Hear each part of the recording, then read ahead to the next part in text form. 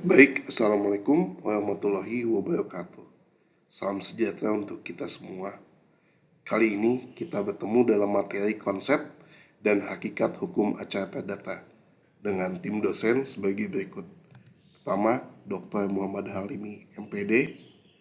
Kedua, Dwi Iman Mutakin, SH.MH. Dan ketiga, Kanigara Hawari, SH.MH. CLA.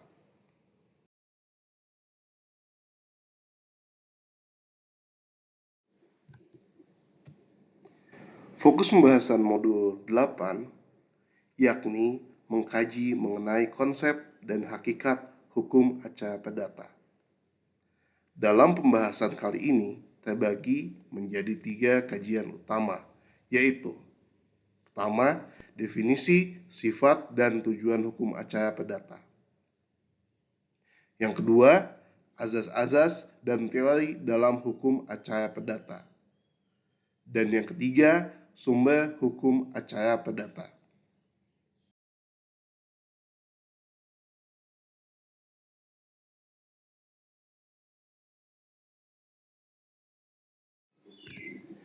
Definisi, sifat, dan tujuan hukum acara perdata. Definisi hukum acara perdata. Lilik Mulyadi menyatakan bahwa hukum acara perdata adalah peraturan perundang-undangan yang mengatur tentang bagaimana seseorang berproses beracara perdata di depan sidang pengadilan dan bagaimana proses hakim dalam pengadilan menerima, memeriksa, mengadili, dan memutus perkara, serta bagaimana proses pelaksanaan keputusan dalam rangka mempertahankan eksistensi hukum perdata material. Sifat hukum acara perdata. Hukum acara perdata bersifat memaksa dan tidak dapat disimpangi. Hakim yang memeriksa dan memutus perkara perdata di pengadilan terikat dengan ketentuan-ketentuan dalam hukum acara perdata, baik yang bersumber dari HIR atau RBG maupun dari peraturan lainnya. Tujuan hukum acara perdata.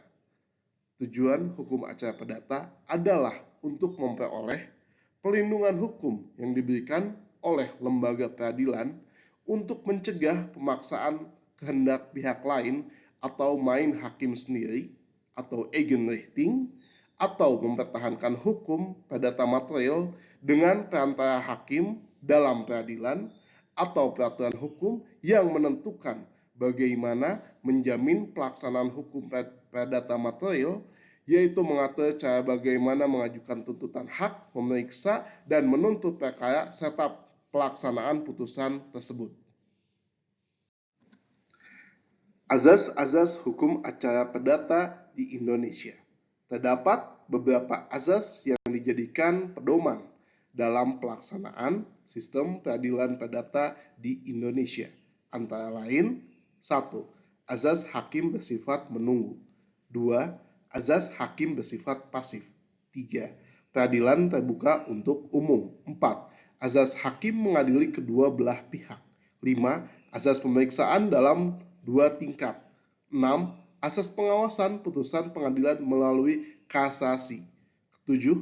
Asas putusan hakim harus disertai alasan. 8.